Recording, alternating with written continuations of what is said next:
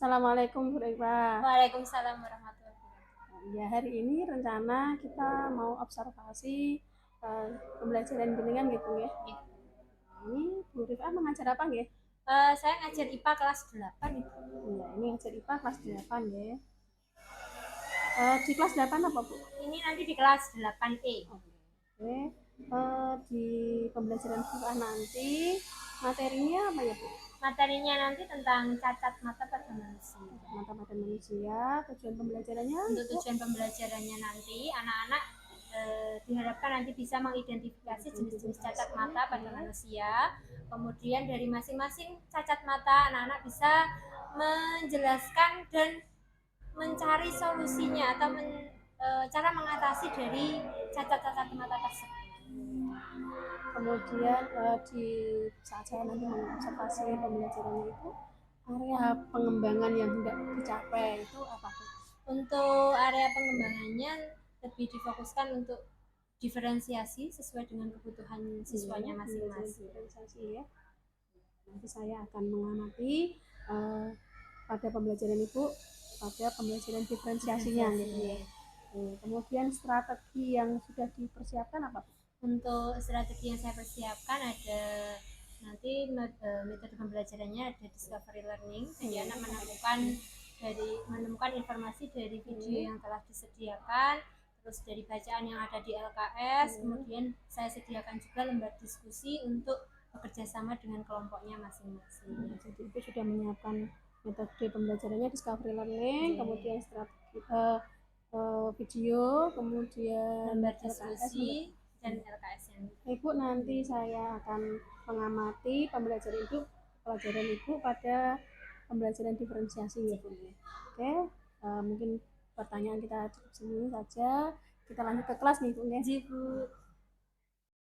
Assalamualaikum warahmatullahi wabarakatuh. Waalaikumsalam warahmatullahi wabarakatuh. Oke, bertemu lagi dengan Bu Rifa. Hari ini pelajaran IPA seperti biasa. Gimana kabarnya hari ini?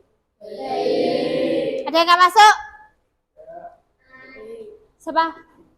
Kayaknya ada yang kurang satu. Udah? Fajar?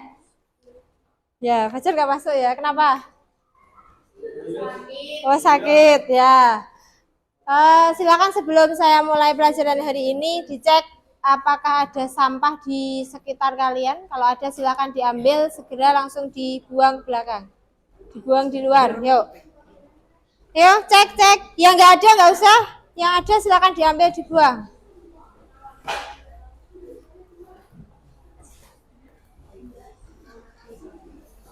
Dah? Yang perempuan bersih semua ya. Oke, sebelum saya mulai, kalian sudah berkelompok di kelompoknya masing-masing. Ayo, yang di luar segera masuk.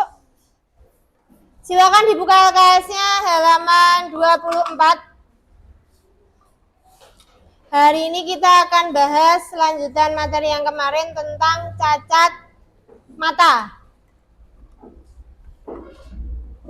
Oke. Nanti setiap kelompok akan saya bagikan lembar diskusi biasa, seperti biasa. Ada lembar diskusi yang harus dikerjakan dalam satu kelompok. Kemudian nanti setiap kelompok silahkan untuk melengkapi informasi dari lembar diskusi sesuai dengan video atau bisa juga kalian lihat dari lembar LKS seperti biasa, oke. Nah, nanti di sini ada beberapa jenis cacat mata. Kalian bisa bagi tiap kelompok satu anak satu-satu. Kalau ada yang anggotanya 5, berarti satu jenis cacat mata bisa dikerjakan oleh 2 anak. Kalau sekiranya di video belum dapat informasi, bisa dibaca di LKS atau dari buku paket pun ada. Bebas ya. Oke. Nah, sebelum saya lanjut ke cacat mata, ada yang pernah lihat orang dengan cacat mata? Kenapa disebut cacat mata? Kira-kira? Buta, oke. Ada yang bilang buta. Ada lagi? Hah? Katarak? Terus ada lagi? Di kelas ini ada nggak? Kira-kira? Saya? Masa enggak? Nah, ini juga cacat mata ini. Saya pakai kacamata, berarti juga matanya sudah tidak normal, min. Terkenal yang paling banyak min atau rabun. Tinggal nanti rabunnya dekat atau jauh. Berarti sebenarnya kalian sudah lihat ya orang cacat mata. Nggak usah jauh-jauh sampai yang lihat di jalan pakai apa? Tekan di sekitar kalian sebenarnya ada. Terus adakah kalian yang cacat mata tapi tidak pakai kacamata di kelas ini? Nggak ada. Alhamdulillah nggak ada ya. Berarti sehat semua matanya. Dijaga. Oke. Berkaitan dengan cacat mata, nanti kalian akan simak videonya. Yang saya pakai ini kacamata apa, jenisnya apa. Biar nanti kalian bisa beda atau yang mungkin ada orang tua yang di rumah kalau baca sukanya kadang gini terus maju lagi, ada kan? Terus kalau nggak pakai kacamata kadang bacanya gini. Kalian kalau suruh baca dekat kira-kira bisa nggak baca? Yo coba bacanya didekatkan, bisa nggak? Nggak bisa. Kalau terlalu jauh bisa, tapi apakah jelas? Terlalu jauh nggak bisa. Nah, manusia itu punya batas normalnya sendiri-sendiri. Kalau kalian baca, paling nggak kan nggak terlalu dekat, tidak terlalu jauh. Namanya jarak normal, jarak titik dekat normal manusia. Umumnya jaraknya sekitar 25 cm. Boleh dipakai garisan, dicoba. Tapi kalau terlalu jauh, ya mungkin kelihatan itu tulisan, tapi bacanya apa? Nggak kelihatan gitu. Sama kayak saya, mungkin ketika nggak pakai kacamata saya tahu itu Zaki karena jaraknya dekat. Tapi kalau terlalu jauh, oh itu orang, tapi wajahnya siapa nggak kelihatan. Gitu ya. Nah, silakan nanti disimak videonya. Sambil disimak video, hati-hati untuk yang PP sama PR di sini adalah istilah PP karo PR. Nanti di gambarnya ada, jadi tidak semuanya bisa kalian dengarkan, tapi juga dari gambar silakan saling diamati. Dalam kelompoknya silakan saling kerjasama. Siapa yang menyimak tulisan di sini, siapa yang nyatet, siapa yang nanti langsung isi. Gitu ya. Yuk, saya bagikan satu-satu per kelompoknya. Jangan lupa langsung diisi identitasnya, boleh di belakangnya.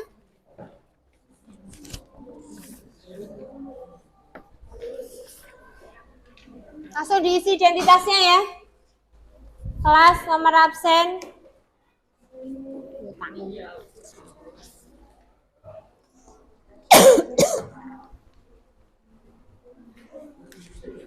Siap ya?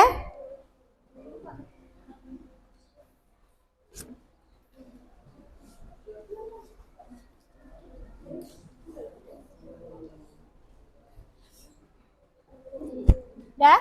Di dalam situ seperti saya jelaskan tadi ada rabun, sudah ada tulisan rabun jauh di belakang. Rabun jauh, rabun dekat, astigmatisme, presbiopi. Silakan nanti kalian boleh pilih, Bu saya mau yang presbiopi. Berarti kalian bisa menyimak yang presbiopi, yang lain bisa disimak tapi yang nulis pilih salah satu nggak apa-apa. Dah? Saya mulai ya. Udah siap?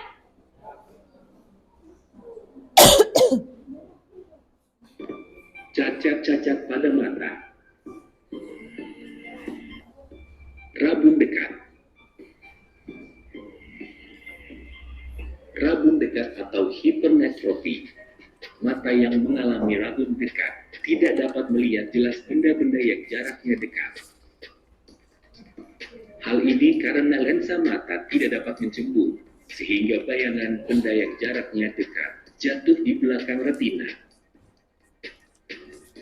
Penderita hipermetropi memiliki titik dekat yang lebih jauh dari titik dekat mata normal, yaitu lebih dari 25 cm dan titik jauh berjarak tak berhingga. Penderita rabun dekat dapat ditolong menggunakan kacamata berlensa cembung atau plus. Berikut simulasi penggunaan kacamata berlensa cembung. Nah, dilihat simulasinya. Lensanya dilihat. Ini kalau tanpa lensa, blur tulisannya yang sana. menentukan uang lensa cembung yang tepat dapat membantu Semakin tebal, tulisan yang di sana semakin jelas, tapi posisinya harus pas, biar jatuh tepat di retina. Retina tempat pembentukan bayangan yang kita lihat. Semakin besar apakah sana bisa terlihat jelas? Tidak, berarti tetap disesuaikan dengan penderitanya. bayangan tepat jatuh di retina. Rabun jauh. Oke, rabun jauh. Rabun jauh atau miopi. Mata yang mengalami rabun jauh tidak dapat melihat benda-benda yang jaraknya jauh. Hal ini karena lensa mata tidak dapat memipis untuk memperkecil jarak fokusnya. Penderita miopi memiliki titik jauh yang lebih dekat dari titik jauh mata. Ada PR itu titik dekat, PP titik jauh. Dikenal juga dengan istilah mata minus. Bayangan yang terbentuk akan jatuh di depan retina. Penderita rabun jauh dapat ditolong dengan menggunakan kacamata berlensa jeput atau minus. Berikut simulasi penggunaan kacamata berlensa jeput. Oke, lihat simulasinya. Perhatikan. Bentuk lensanya beda ya.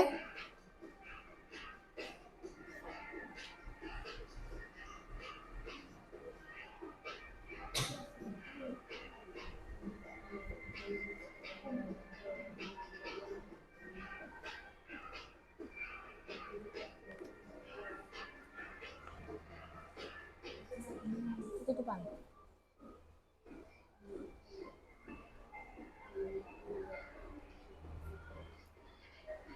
Lensa pada kacamata secara otomatis akan membantu lensa mata yang astigmatisme. Astigmatisme adalah gangguan penglihatan akibat kelainan pada kelengkungan kornea atau lensa mata.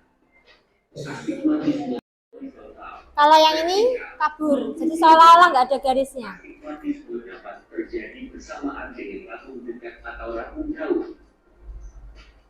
Penderita astigmatisme dapat ditolong menggunakan kacamata berlensa silinder. Astigmatisme dibedakan menjadi dua jenis, yaitu astigmatisme. Ayo, Ibrahim, perhatikan. Astigmatisme lentikular, kelainan pada kelengkungan lensa mata.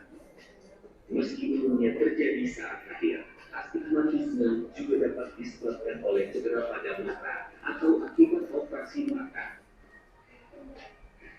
Berikut simulasi penggunaan kacamata berlensa silinder. Perhatikan. Miopi atau mata tua. Mata yang mengalami presbiopi didominasi oleh orang tua yang daya akomodasi matanya telah berkurang. Kondisi ini bukanlah penyakit, melainkan proses normal yang terjadi seiring dengan penuaan. Penderita presbiopi memiliki jarak titik dekat yang lebih jauh dari mata normal, yaitu lebih dari 25 cm. Ini PR ya harusnya. Titik jauhnya kurang dari tak-3, sehingga tidak dapat melihat jelas benda dekat maupun jauh. Penderita presbiopi dapat ditolong menggunakan kacamata berlensa rakam atau bifokal yang terdiri dari lensa jeput dan lensa cembung. Terima kasih. Oke. Yuk, sudah mulai diisi, ada jawabannya ya. Kita putar lagi. Oke. Pelan-pelan, nanti ada yang sambil mendengarkan pasti bisa. Saya kasih kesempatan muter lagi. Yuk, siap ya.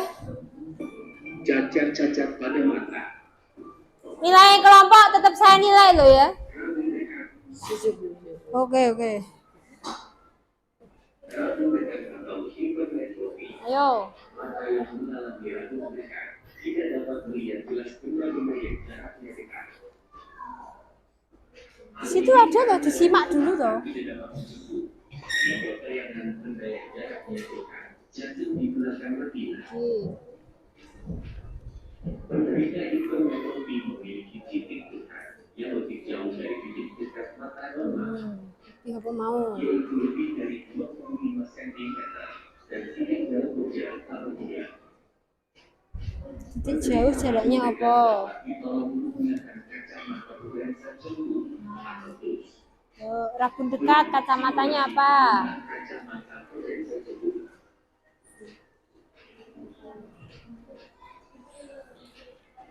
Perhatikan,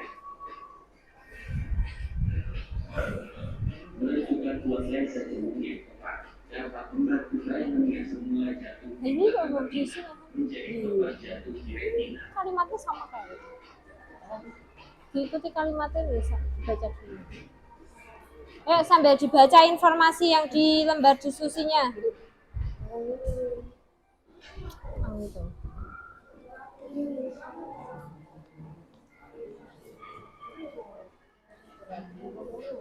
Bayangan tempat jatuh di retina. Rabun jauh. Rabun jauh. Rabun jauh atau miopi. Mata yang mengalami rabun jauh tidak dapat melihat benda-benda yang jaraknya jauh. Nih, dah terus. Hal ini karena lensa mata Tidak bisa apa? kecil jarak fokusnya. Ah. Penderita miopi memiliki titik jauh yang lebih dekat dari titik jauh mata normal. Rabun jauh atau miopi dikenal juga dengan istilah mata minus. Bayangan yang terbentuk akan jatuh di depan retina. Penderita rabun jauh dapat sambil diisi ditolong berdua dengan bisa. kacamata lensa jauh atau minus.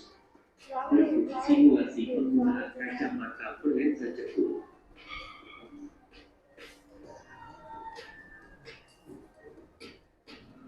Perhatikan,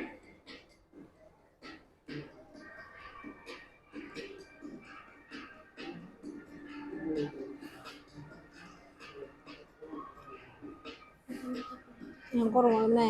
Cekung kalau yang ini.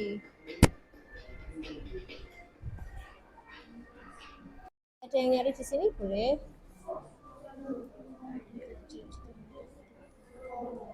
Habis ini astigmatisme, presbiopi dulu atau astigmatisme? Nah, Ini PP. Yang ini apa? titik dekat, puntum proximum.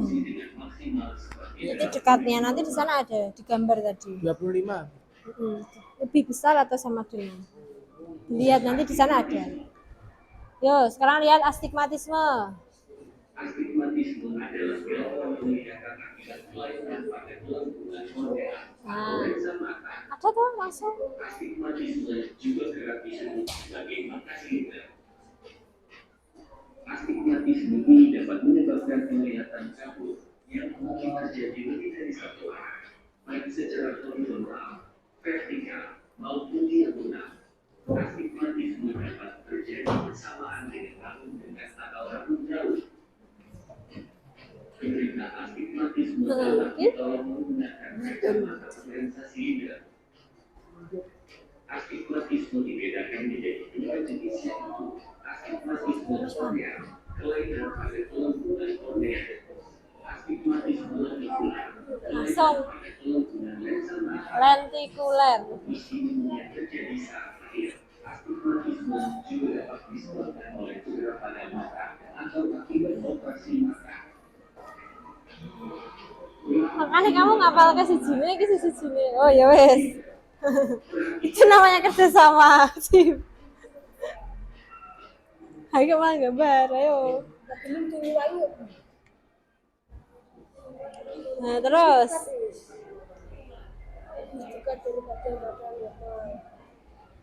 Menentukan buah lensa silinder yang tepat membantu bayangan jatuh tepat di retina. Ini aspek kebinekaan menjadi dua yaitu karneal karena lentikular. Terus Karneal korneal. Yang daya akomodasi matanya telah berkurang. Kondisi ini bukanlah Kok dindani meneh? proses normal yang terjadi seiring dengan dengan penuaan. Penderita Bengsi-bengsi. presbiopia memiliki jarak titik dekat yang lebih jauh dari mata normal, yaitu lebih dari 25 cm. Dan titik jauhnya Lebih dari 25 PR. Yang di depan tuh PR. Salah itu. Lebih dari 25. PP ring bener PP kok malah. PP. Terima kasih.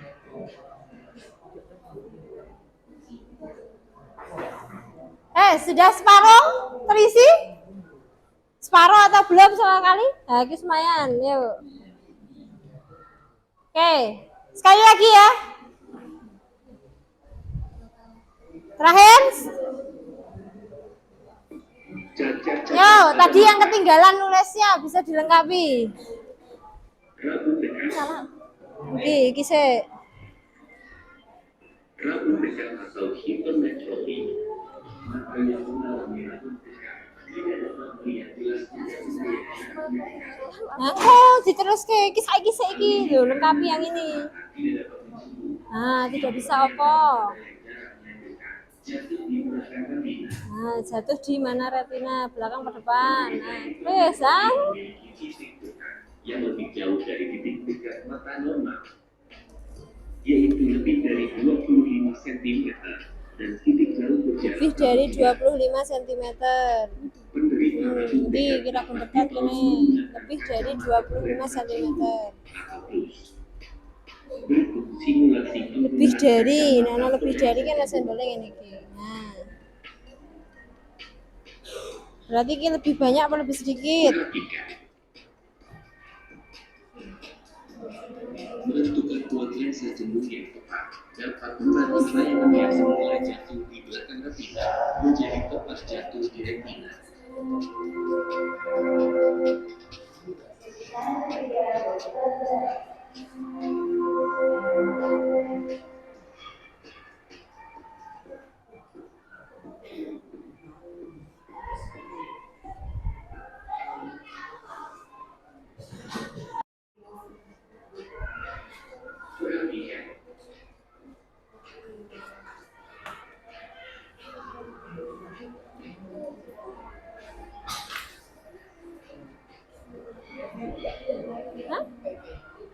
PP.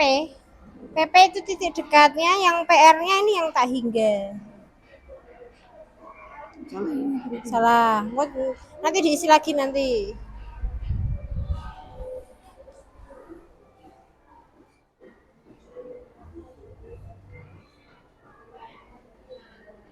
Lensa pada kacamata secara otomatis akan membantu lensa mata yang tidak bisa bekerja dengan baik untuk dapat berfungsi dengan maksimal. Yo, disimak.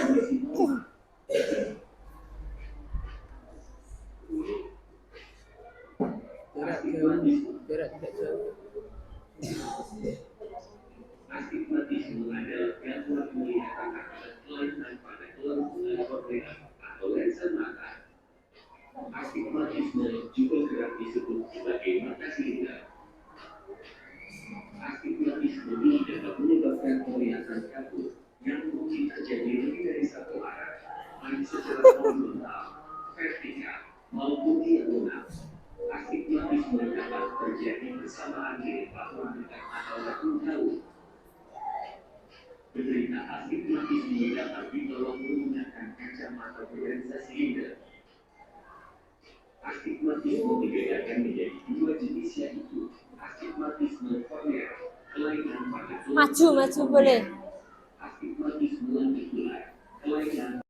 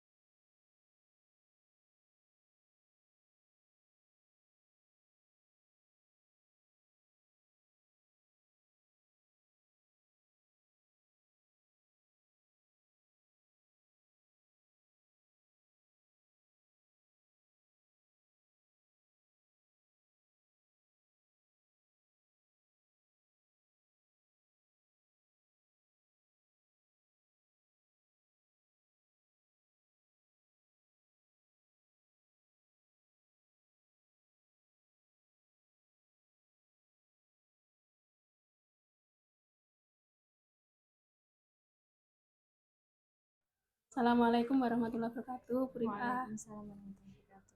Gimana kabarnya? Sehat, Bu Rifah? Alhamdulillah baik Bu.